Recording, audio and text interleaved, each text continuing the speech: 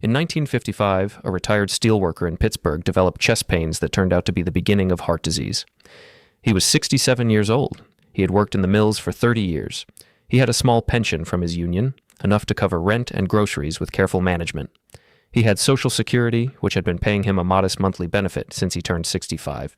He had no health insurance because his employer-provided coverage had ended when he retired, and because no insurance company in America in 1955 was willing to sell an affordable individual health policy to a 67-year-old man with a heart condition.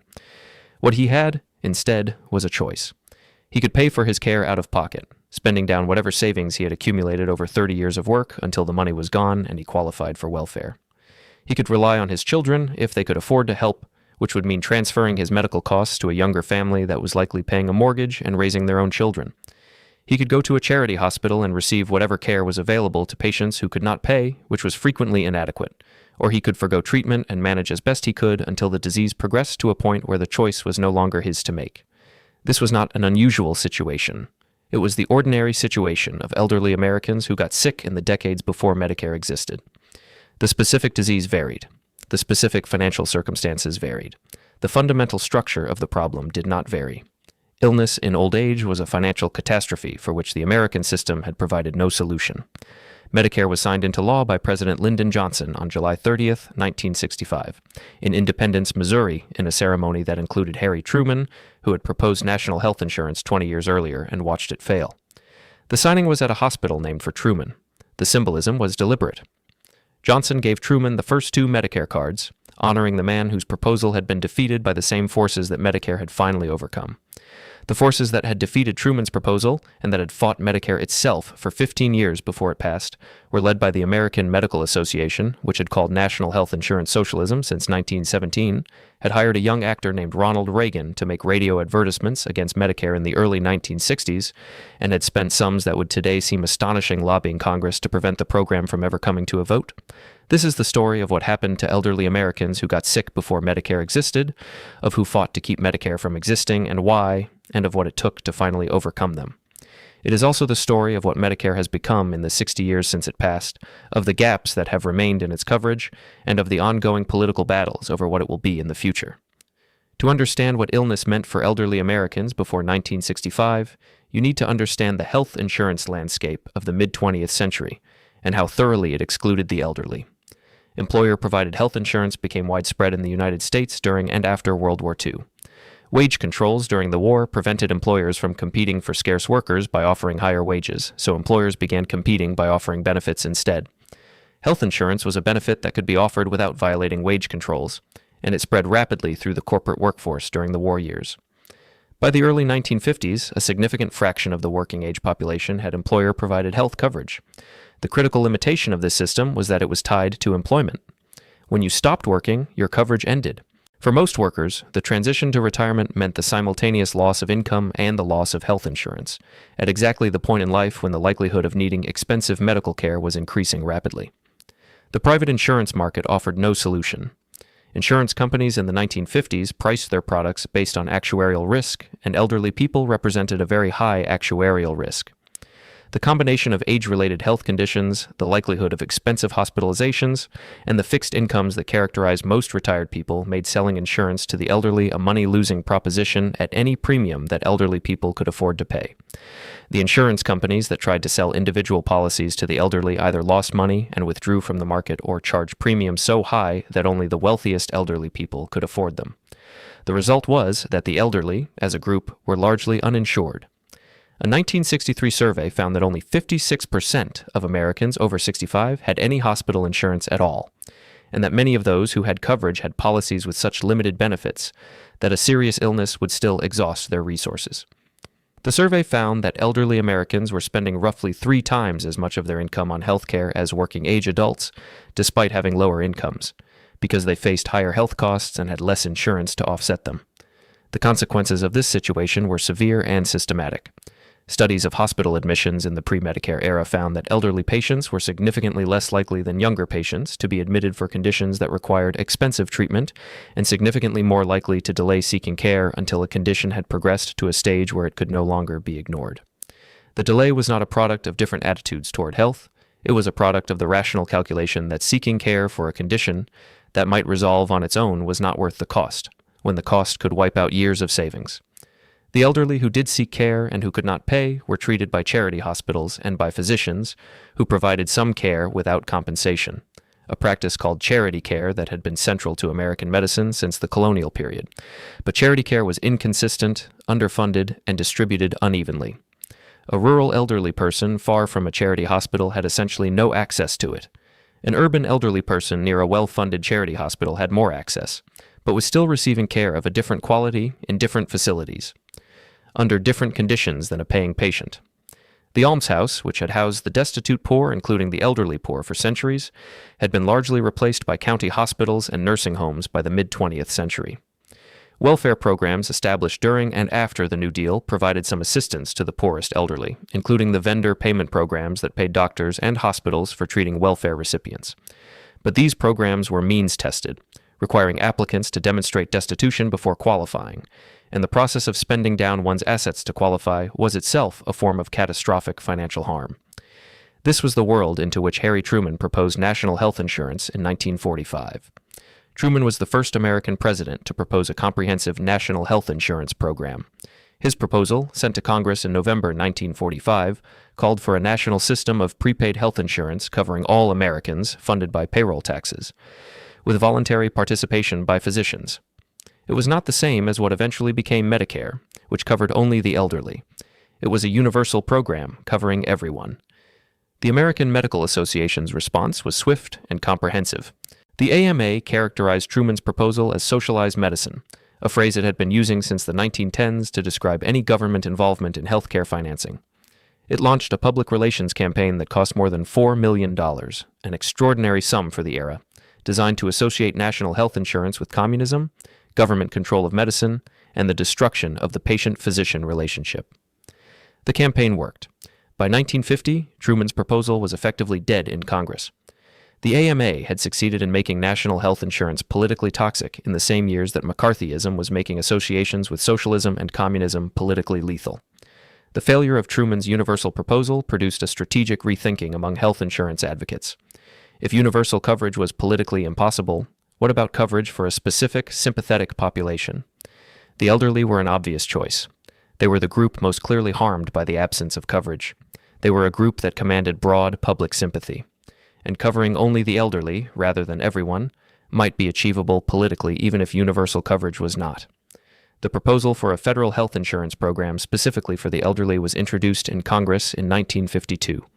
For the next 13 years, it was introduced in every Congress, debated, modified, and defeated in an annual ritual that testified to both the persistence of its advocates and the effectiveness of its opponents.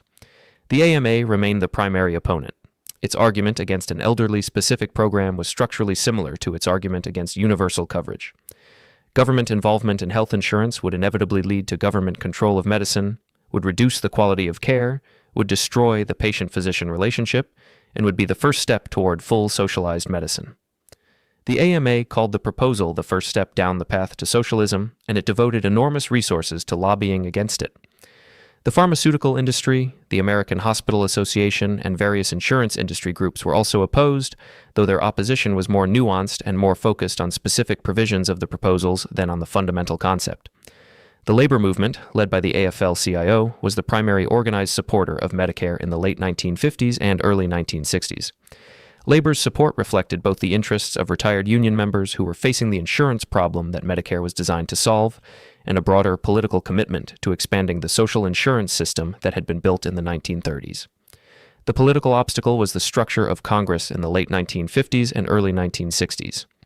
The House Ways and Means Committee, which had jurisdiction over Medicare because it was structured as a Social Security amendment, was chaired by Wilbur Mills of Arkansas, a fiscal conservative who was skeptical of the program and who controlled the committee's agenda with an iron hand. As long as Mills was not prepared to bring Medicare to a floor vote, the program could not pass the House, regardless of how many votes it might have had in the full chamber. The Senate was more receptive, but the House bottleneck was sufficient to block action. Medicare came to a full Senate vote in 1962 and failed by 4 votes. It was blocked in committee in 1963. The situation seemed essentially static, with Medicare's advocates unable to break through the committee structure that Mills used to prevent a floor vote. The 1964 election changed everything. Lyndon Johnson's landslide victory over Barry Goldwater, which carried with it enormous Democratic majorities in both the House and Senate, transformed the political calculus. Johnson won 44 states.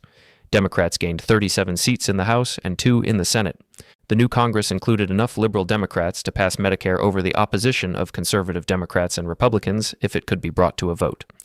Mills read the political situation correctly. Blocking Medicare in the new Congress was not going to be possible. The question was what form the program would take. In one of the most consequential legislative decisions in American history, Mills chose to be the author of Medicare rather than its obstruction. The program that Mills assembled in early 1965 was more ambitious than anything the administration had proposed. The administration's proposal covered hospital costs for the elderly under Social Security, a program that became Part A of Medicare.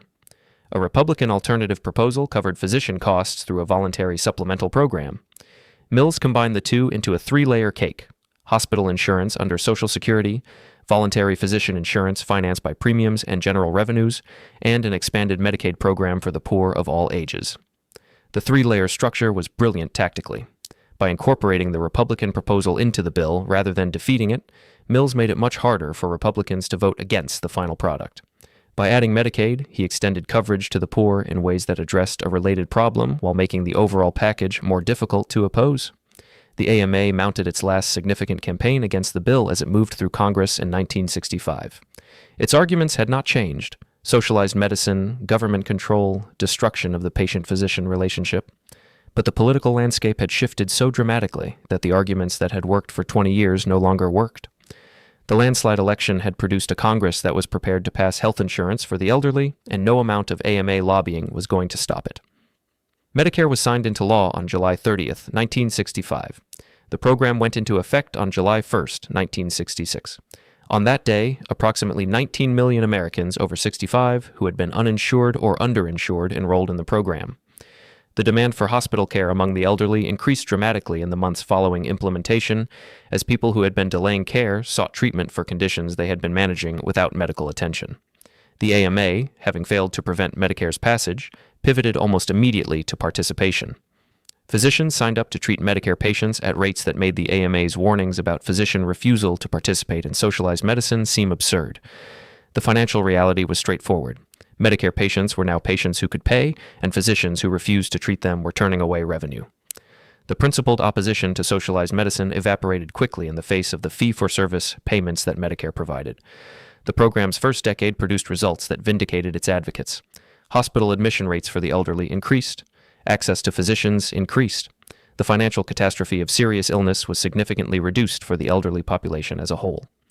Studies comparing the health outcomes of the elderly before and after Medicare found significant improvements in mortality rates for the conditions that the program most clearly affected: heart disease, cancer, and other conditions requiring hospitalization. The fiscal cost of the program also exceeded original projections, not because the program was poorly designed, but because the demand for health care among the elderly had been suppressed by lack of coverage and exploded once coverage was available. The people who had been managing heart disease without medical attention now had heart disease that was being treated medically. The people who had been avoiding hospitalization now sought hospital care. The suppressed demand was real and large. This pattern of higher-than-projected costs produced the first of what has become a recurring cycle in Medicare's political history. The program produces good results, costs more than projected, generates concern about sustainability, and produces proposals for cost control that become new political battles. The 1970s saw the introduction of prospective payment systems designed to control hospital costs by paying fixed amounts for specific diagnoses rather than reimbursing whatever hospitals charged. The 1980s saw further cost control efforts, including the resource-based relative value scale for physician payment, which attempted to shift payment away from procedures toward evaluation and management. The 1990s saw the expansion of managed care options within Medicare, allowing beneficiaries to choose health maintenance organizations as an alternative to traditional fee-for-service coverage.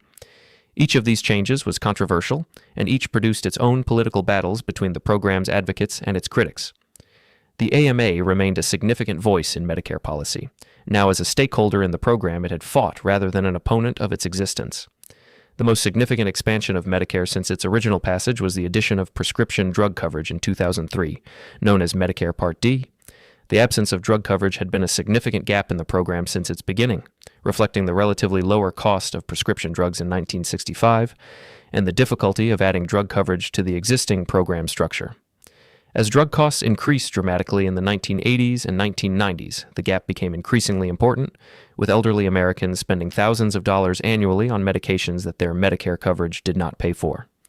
The Medicare Prescription, Drug Improvement and Modernization Act of 2003, passed by a Republican Congress and signed by President George W. Bush, added the drug benefit through a structure that was more complex and more market-oriented than traditional Medicare.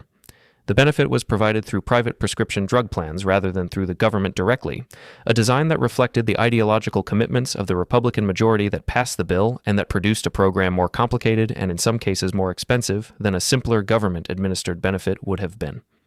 The Affordable Care Act of 2010 made significant changes to Medicare, including closing the coverage gap in Part D known as the donut hole, adding preventive care benefits, and implementing a range of payment reforms designed to improve quality and reduce costs. The ACA also established the Independent Payment Advisory Board, a body with authority to recommend Medicare spending reductions if costs exceeded certain thresholds, which was eventually repealed before it ever made a recommendation. Medicare's financial situation in 2025 is similar in structure to Social Security's.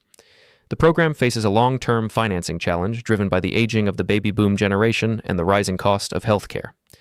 The Medicare Trust Fund for hospital insurance is projected to be depleted in the 2030s, at which point the program would be able to pay only a fraction of its costs from current payroll tax revenue.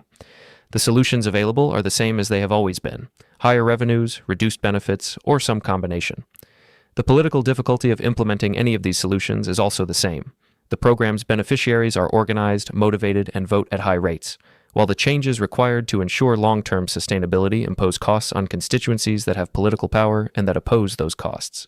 The Inflation Reduction Act of 2022 took a significant step toward addressing Medicare's drug costs by allowing the government to negotiate prices for a limited number of drugs directly with pharmaceutical companies, a power that had been explicitly prohibited by the 2003 law that created Part D. The pharmaceutical industry opposed this change vigorously, and the negotiations have been limited in scope, but the principle that the government can negotiate rather than simply accept whatever prices drug companies set was established for the first time. The broader debate about Medicare's future is inseparable from the broader debate about healthcare in America, which is itself inseparable from the history of how Medicare came to exist. The arguments being made today about government involvement in health insurance, about the relationship between market mechanisms and government programs, about what the federal government owes to its elderly citizens in terms of health coverage, are versions of the same arguments that were made in 1945, in 1950, in 1960, and in 1965. The AMA's argument that Medicare was the first step toward socialized medicine has been made continuously since 1965. In the 60 years since Medicare's passage, the program has been expanded but not replaced by a universal system. The United States remains the only wealthy country that does not have universal health coverage, a distinction that reflects the same political dynamics that produced the 60-year delay between Truman's proposal and Medicare's passage and the ongoing resistance to further expansion. The retired steelworker in Pittsburgh in 1955 who developed heart disease faced a choice that no elderly American faces today. Medicare is imperfect, incomplete, and financially challenged. It does not cover everything. It has gaps that leave beneficiaries exposed to significant costs. But it covers hospitalization. It covers physician visits. It covers many of the conditions that bankrupted the families of elderly Americans in the pre-Medicare era. The difference between that steelworker's situation and the situation of an elderly American in 2025 is the difference that Medicare made. It is a large difference. It is not as large as it could have been if the program had come sooner or covered more. But it is real, and understanding it requires understanding what came before. Subscribe if this kind of history is what you are here for. There is a great deal more of it ahead. To understand the AMA's opposition to Medicare in its full context, you need to understand what American medicine looked like in the mid-20th century, and what physicians believed was at stake in the debate over government health insurance. American medicine in the 1950s was organized around a set of principles that the AMA had worked to establish and defend for decades. The physician was an independent professional who contracted directly with patients, set his own fees, made his own clinical decisions, and operated without interference from third parties in the patient-physician relationship. The patient paid the physician directly, or through private insurance that the patient had chosen, and that paid claims without interfering in clinical decisions. This model had obvious advantages for physicians. It gave them complete control over their practices, their fees, and their clinical decisions. It also had advantages for patients of means, who received individualized care from physicians who had no financial incentive to limit their services. The problems with the model were equally obvious, though the AMA preferred not to dwell on them. It was accessible only to those who could pay, it required patients to navigate a complex market to obtain care, and it provided no protection against the financial catastrophe of serious illness.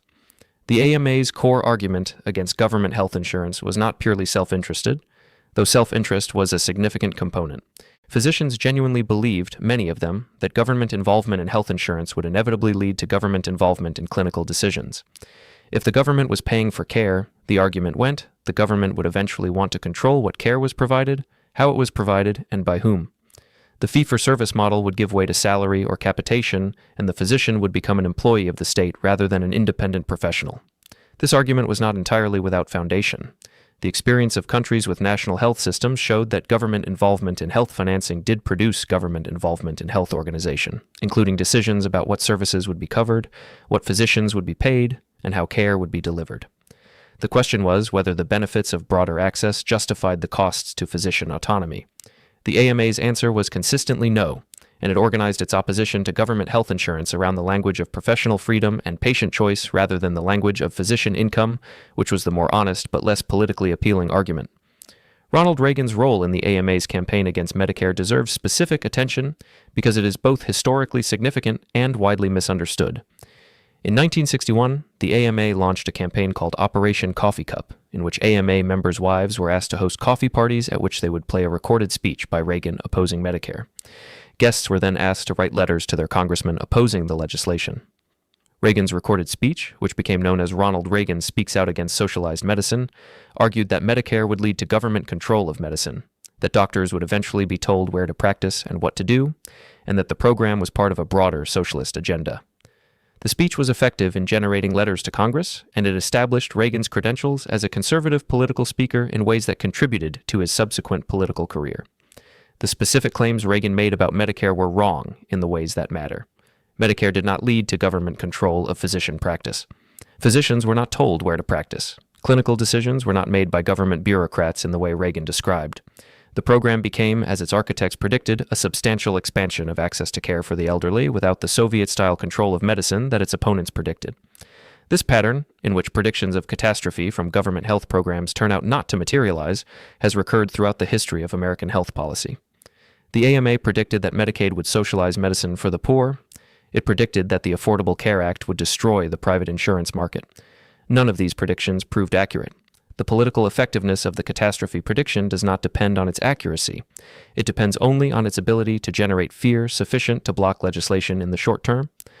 In Medicare's case, the catastrophe prediction was effective for 15 years. The 15 years between Truman's proposal in 1945 and the 1964 election that made Medicare achievable were 15 years during which elderly Americans who got sick bore the full cost of their illness. Years that could have been different if the AMA's campaign had not been successful. The specific lives affected by that 15-year delay cannot be reconstructed, but the magnitude of the harm can be estimated. If Medicare's passage reduced elderly mortality and improved elderly health outcomes, as the research suggests it did, then the delay in passing it produced 15 years of preventable mortality and preventable financial catastrophe for elderly Americans who would have been better off had the program existed earlier. This is not a hypothetical harm. It is a historical harm, measured in lives shortened and savings exhausted, produced by a political campaign that prioritized physician income and ideological opposition to government programs over the health of elderly Americans. Understanding that the delay was a choice, made by specific organizations for specific reasons, is important for assessing the AMA's historical role in American health policy. The AMA's opposition was not the only reason Medicare took so long to pass. The structure of Congress, with its committee chairman who could block legislation indefinitely, was equally important. The ideological composition of the country in the early Cold War era, in which associations with socialism and communism were politically lethal, was a factor. The genuine uncertainty among some legislators about how the program would work and what it would cost was a factor. But the AMA was the organized political force that translated these structural obstacles into effective legislative resistance. Without the AMA's campaign, it is plausible that some form of federal health insurance for the elderly would have passed in the 1950s rather than 1965. The specific counterfactual cannot be known, but the AMA's role in the delay is documented in the political history of every Congress that considered Medicare legislation between 1952 and 1965. The political transformation that finally produced Medicare is worth examining in detail because it illustrates how structural political change can unlock legislative action that has been blocked for years by organized opposition. The 1964 election was not just a Lyndon Johnson victory. It was a repudiation of Barry Goldwater's brand of conservative ideology, which had explicitly opposed Medicare among other New Deal and Great Society programs. Goldwater had said that Social Security should be made voluntary, that the Tennessee Valley Authority should be sold, that Medicare was socialized medicine. The voters who rejected Goldwater by 23 percentage points were in significant part rejecting these positions. The new Congress that arrived in January 1965 was the most liberal Congress since the New Deal era, and it arrived with a mandate from the election results that its members understood clearly. The question was not whether Medicare would pass, but what it would look like. The competition was between a generous program and a more modest one, and Johnson was prepared to accept a generous program. Johnson's legislative skills were crucial in the final stage. He had spent his Senate career mastering the art of moving legislation through a chamber that was designed to delay and obstruct, and he applied those skills to Medicare with the same intensity he had applied to the Civil Rights Act of 1964 and the Voting Rights Act of 1965.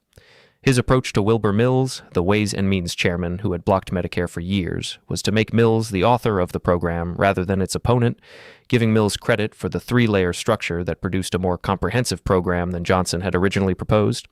This approach, of converting potential opponents into co-authors, is a classic Johnson legislative technique, and it was crucial to Medicare's passage. Mills's support transformed the committee dynamics, allowing the bill to move to a floor vote where the new Democratic majority could pass it. The signing ceremony in Independence, Missouri, was choreographed by Johnson with his characteristic understanding of political symbolism. Truman had proposed national health insurance in 1945. He had watched it fail. 20 years later, Johnson came to Truman's hometown to sign the program that was the partial fulfillment of Truman's vision, gave Truman the first Medicare cards, and explicitly acknowledged the connection between Truman's proposal and Johnson's achievement. The ceremony was also a statement to the AMA and to the opponents of government health programs more broadly. The political battle that had been fought for 20 years was over, and the side that had predicted catastrophe had lost. The implementation of Medicare in 1966 was itself a significant organizational achievement. The Social Security Administration, which was responsible for administering the new program, had less than a year to sign up beneficiaries, establish relationships with hospitals and physicians, create payment systems, and begin processing claims. The program enrolled 19 million beneficiaries in its first year, processed millions of claims, and operated without the catastrophic failures that critics had predicted. The hospitals that had refused to integrate their facilities, because they served Southern white patients who did not want to share facilities with black patients, were required to desegregate as a condition of Medicare participation. The Civil Rights Act of 1964 prohibited discrimination in programs receiving federal funds, and Medicare payments constituted federal funds. Hospitals that refused to desegregate lost Medicare reimbursement, which was now essential to their financial survival. The practical effect was the desegregation of Southern hospitals on a timeline that would have been unachievable through litigation alone. This is one of the less discussed effects of Medicare's implementation, and it illustrates how a program designed for one purpose can have significant effects on completely different aspects of social organization. Medicare was designed to provide health insurance for the elderly. Its implementation also desegregated the Southern hospital system because the financial leverage of federal payment was sufficient to overcome the resistance that had blocked desegregation through other means. The program's effects on elderly health outcomes were documented in a series of studies conducted in the years and decades after its implementation. The most careful research found significant reductions in elderly mortality attributable to Medicare, particularly for the conditions most directly affected by hospital care: heart disease, pneumonia, and other acute conditions requiring hospitalization. The research also found improvements in access to care, reductions in financial hardship, and improvements in reported health status among the elderly. The magnitude of these effects was larger for lower-income elderly people, who had been most severely affected by the absence of coverage. Higher-income elderly people had been more likely to have some private coverage before Medicare, and they had been more likely to seek care even at significant financial cost. Lower-income elderly people had been most likely to delay or forego care entirely, and for them, Medicare represented the first access to medical care they had had for many of their conditions. This distributional effect is important for understanding Medicare's social significance beyond its health effects.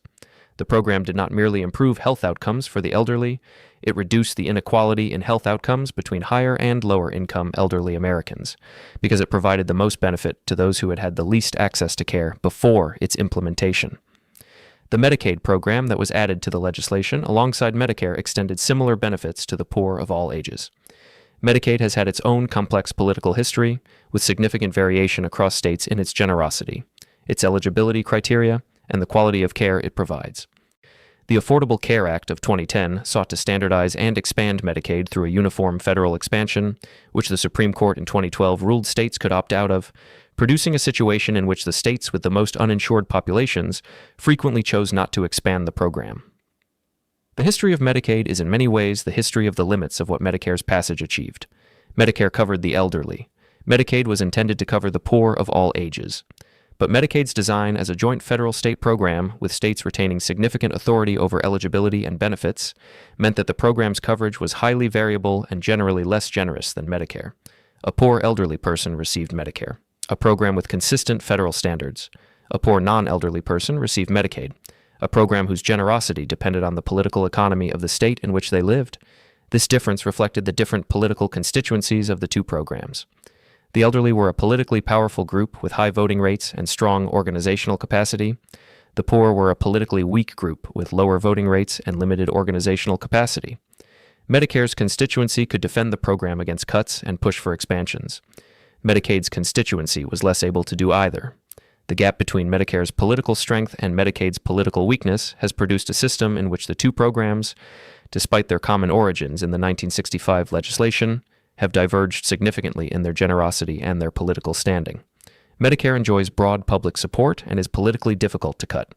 Medicaid is politically contested and has been repeatedly cut in states that find its costs burdensome. This divergence reflects the broader pattern in American social policy.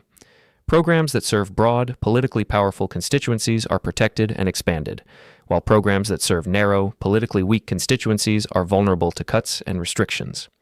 The design choices made in 1965, which gave Medicare a universal elderly constituency and Medicaid a poor constituency, produced this pattern, and it has persisted for 60 years. Where Medicare stands in 2025 is a place of genuine achievement and ongoing challenge. The achievement is real. 65 million Americans have access to health insurance through Medicare, a program that was not available to any of them before 1965. The conditions that devastated the families of elderly Americans who got sick in the pre-Medicare era, the bankruptcy, the foregoing of care, the reliance on charity institutions, have been significantly reduced, if not eliminated. The challenge is equally real. The program faces a long-term financing gap driven by the aging population and rising healthcare costs. The drug benefit added in 2003 remains more complex and expensive than necessary. The gaps in coverage, including dental, vision, and hearing, were only partially addressed by subsequent legislation, and the broader American healthcare system of which Medicare is a part remains the most expensive in the world, while producing health outcomes that are worse on many measures than those of countries that spend significantly less. The retired steelworker in Pittsburgh in 1955 who developed heart disease could not have imagined a world in which 65 million Americans over 65 had federal health insurance as a matter of right. The transformation from that world to this one is one of the most significant changes in American social and economic life in the country's history, achieved over the 20 years of political battle between Truman's proposal and Johnson's signature. Whether the next transformation, from the current program with its financing challenges and coverage gaps to a system that is both financially sustainable and more comprehensive, will take another 20 years or another 60 is the question being answered, slowly and with great difficulty, by the political system that produced Medicare in the first place. The history suggests that the answer depends less on the merits of the policy proposals than on the political conditions that determine when and how change is possible. Medicare was possible in 1965 because of a specific electoral outcome that transformed the political landscape.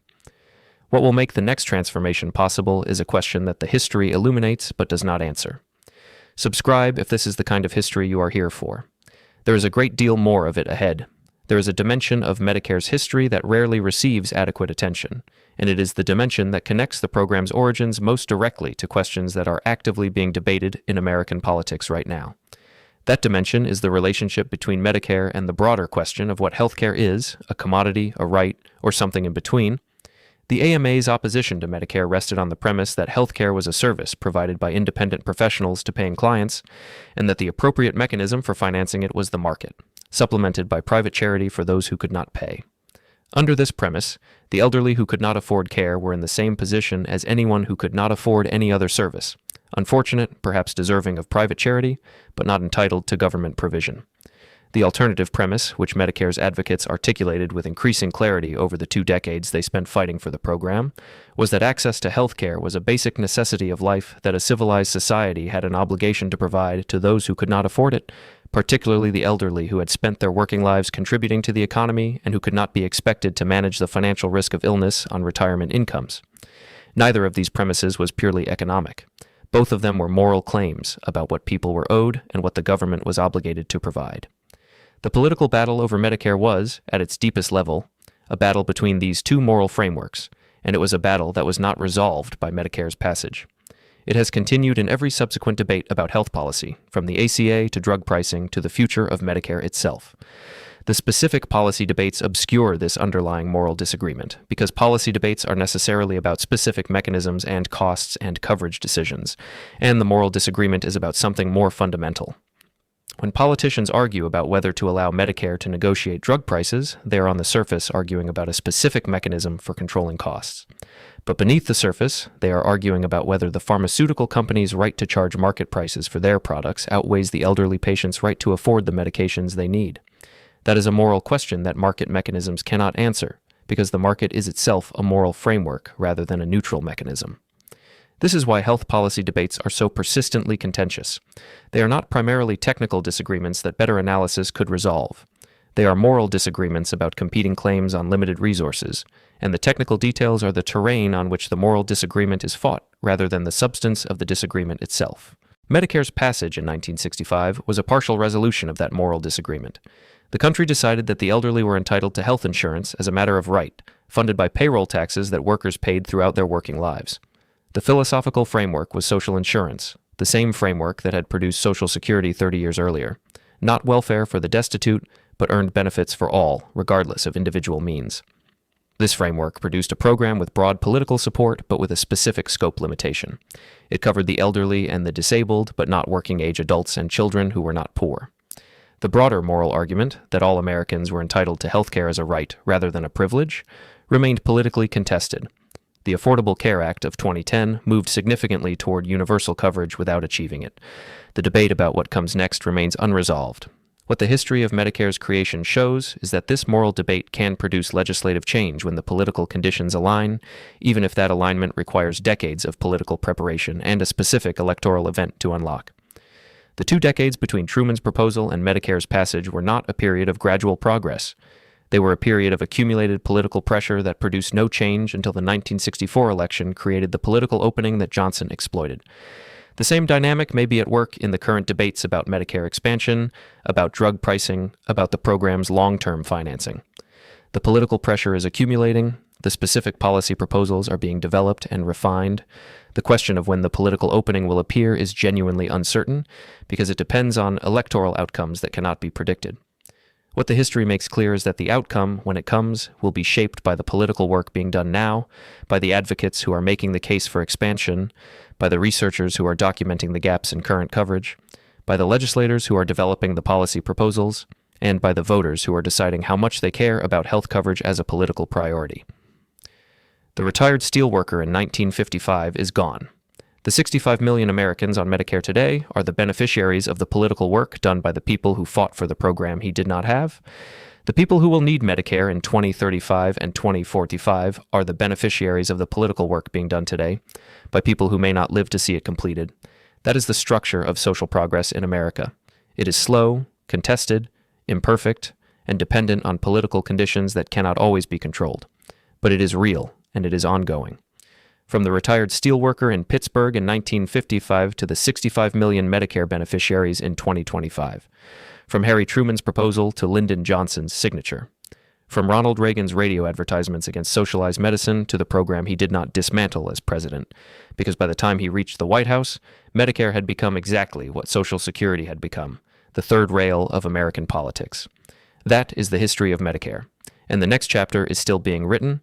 Subscribe if you want to keep following it. There is more ahead. One final thread that this history demands we trace is the international comparison, because the United States is unique among wealthy countries in the path it took to health coverage for its elderly population, and understanding that uniqueness illuminates both what Medicare achieved and what it left undone. Every other wealthy country had established some form of universal or near-universal health coverage before the United States established coverage even for the elderly. Canada completed its universal health system in 1966, 1 year after Medicare's passage in the United States. Britain established the National Health Service in 1948. Germany had maintained compulsory health insurance since Bismarck introduced it in 1883. France, Sweden, Japan, Australia, and every other country that the United States would consider a peer in economic development had found a path to universal coverage before America had found a path to coverage for only the elderly. This is not because the United States lacked the economic resources to build a universal system. It is one of the wealthiest countries in the world, and health coverage is not free in any of the countries that provide it. The countries that provide universal coverage spend significant amounts of public money doing so, though generally less than the United States spends on its combination of public and private health financing. The difference is political rather than economic. The United States has a political system that is more resistant to the expansion of government programs than the political systems of other wealthy countries, a stronger tradition of market-based solutions to social problems, and a more powerful medical and insurance industry lobby that has been more effective at blocking universal coverage than equivalent lobbies in other countries. The AMA in the United States was a uniquely powerful political force compared to its equivalents in other countries. British physicians opposed the National Health Service and lost. Canadian physicians opposed universal coverage and lost. American physicians opposed Medicare for 2 decades and held it up successfully before eventually losing. The difference reflects the specific institutional features of American politics, including the committee structure that gives determined minorities veto power over legislation, the filibuster in the Senate, and the federalist structure that allows states to opt out of programs they oppose. These institutional features are not natural facts. They are political choices embedded in constitutional and legislative structure, and they can be changed. The filibuster has been modified multiple times in American history. The committee structures that allowed Wilbur Mills to block Medicare for years were eventually reformed. The question of whether the institutional features that have made universal health coverage difficult to achieve will be changed is a political question whose answer depends on the same kind of electoral transformation that made Medicare possible in 1965. The Affordable Care Act of 2010 was the closest approach to universal coverage that the American political system has managed since Medicare's passage. The ACA extended coverage to tens of millions of uninsured Americans through a combination of Medicaid expansion, insurance market reforms, and subsidies for individual coverage. It did not achieve universal coverage, and its implementation has been contested in courts, in Congress, and in state politics continuously since its passage. The specific gaps that remain, including the uninsured population in states that did not expand Medicaid, the underinsured population whose coverage has high deductibles and copayments that limit its practical utility, and the coverage gaps in dental, vision, and hearing that Medicare still does not fully address, are gaps that other wealthy countries addressed decades ago. Closing these gaps would require the same kind of political transformation that closed the gap in elderly coverage in 1965. It would require a Congress willing to act, a president willing to sign, and a political moment that makes the cost of inaction higher than the cost of action. Whether and when that moment will come is genuinely uncertain.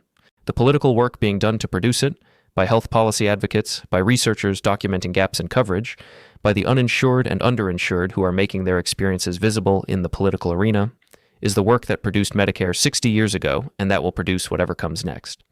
Understanding that work, and the history of the work that came before it, is the beginning of understanding both how hard the achievement was and why it matters.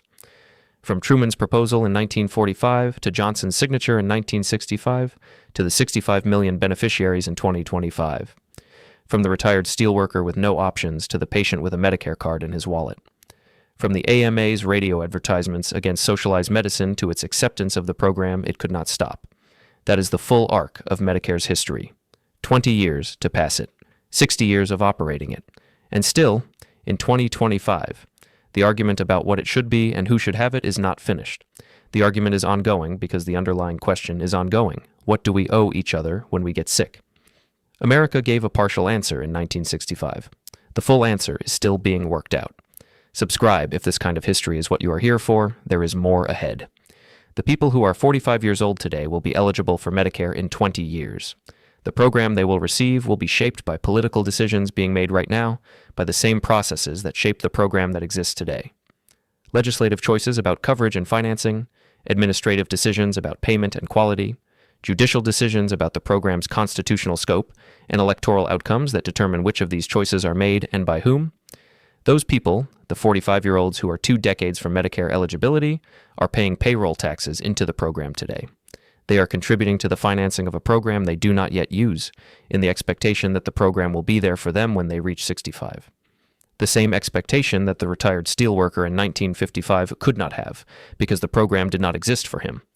Whether that expectation will be met depends on the financing decisions that Congress makes in the coming decade, on the cost control measures that are or are not implemented, and on the broader political decisions about healthcare financing that will determine whether Medicare remains sustainable in its current form or requires fundamental restructuring. The AMA's predictions about what Medicare would do to American medicine were wrong. The program did not lead to government control of clinical decisions. It did not destroy the patient-physician relationship.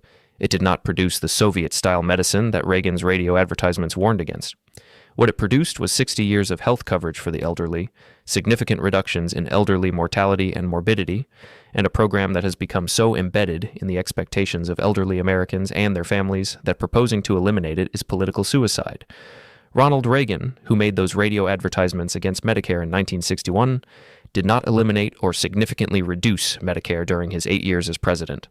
He proposed some cuts that Congress rejected, implemented some payment reforms that affected the program's structure, and by the end of his presidency had presided over a program that was considerably more expensive and considerably more comprehensive than the one he had campaigned against as an actor. This is not because Reagan lacked conviction. It is because the political reality of governing is different from the political reality of opposition and the political reality of governing a country where 30 million elderly Americans depended on Medicare for their health coverage made dismantling the program practically impossible. The program's political durability is itself a product of its design.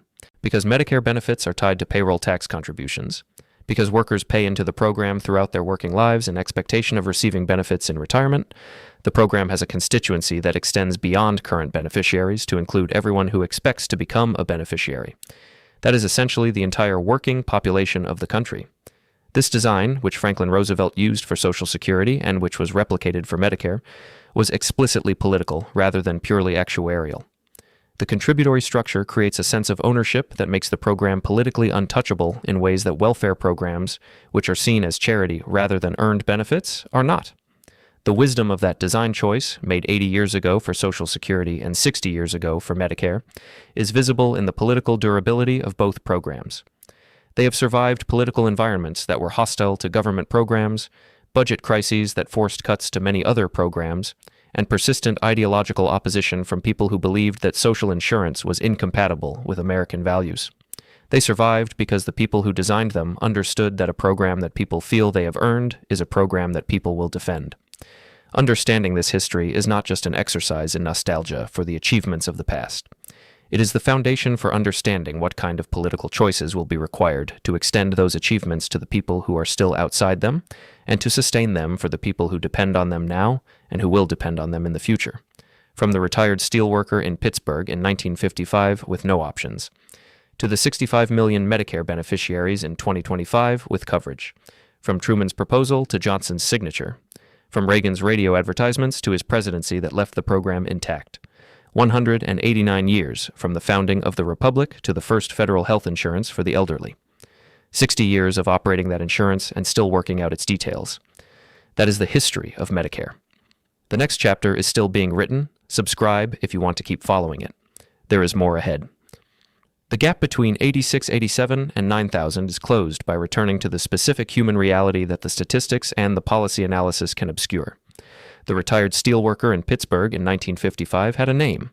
He had a wife who was watching him manage a heart condition that was getting worse, who was calculating how much money they had left in savings and how long it would last against the cost of the care he needed.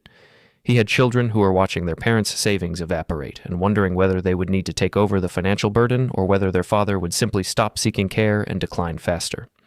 These were not exceptional circumstances. They were the ordinary circumstances of millions of elderly American families in the 2 decades between Social Security's creation and Medicare's passage. Social Security had addressed the income problem. It had not addressed the health problem. And the health problem for elderly people is often more financially catastrophic than the income problem because medical costs can exceed any reasonable level of savings in a short period. A single hospitalization in the 1950s without insurance could cost more than a year of Social Security income. A chronic condition requiring ongoing physician care and medication could drain savings at a rate that made the outcome, destitution requiring welfare, essentially inevitable for anyone who lived long enough and needed enough care. Medicare broke that connection between illness and inevitable impoverishment for the elderly. It did not eliminate all health costs. The program has always had co-payments, deductibles, and coverage gaps that leave some costs to beneficiaries. But it provided a floor beneath which the financial consequences of illness could not fall, at least for the acute care that the program most comprehensively covers. For the retired steelworker's wife, watching her husband's heart condition worsen in 1965 rather than 1955, Medicare meant that hospitalization was something they could afford. It meant that the savings they had accumulated over 30 years of work were not automatically at risk from the first serious illness. It meant that the choice was between medical options rather than between medical care and financial survival. That change, multiplied across the 19 million people who enrolled in Medicare on its first day of operation, is the measure of what the program's 20 years of political battle produced. It is a large change. It is not as large as it might have been if the program had come earlier, or if it had been more comprehensive, or if the subsequent decades had produced the extension to universal coverage that Medicare's architects hoped it would eventually enable. But it is real, and it is the product of specific political work done by specific people over specific decades, against specific opposition that was well-funded, well-organized, and politically effective for a very long time. Understanding that history is the beginning of understanding both what was achieved and what remains to be done. The achievement is real. The work is not finished. And the people who will determine what comes next are the people who know the history well enough to build on it, rather than repeat it. That is the complete history of Medicare. From the uninsured elderly of 1955 to the 65 million beneficiaries of 2025. From Truman's proposal to Johnson's signature to the ongoing debates about what the program should be and who should have it. Subscribe if this kind of history is what you are here for. There is a great deal more of it ahead.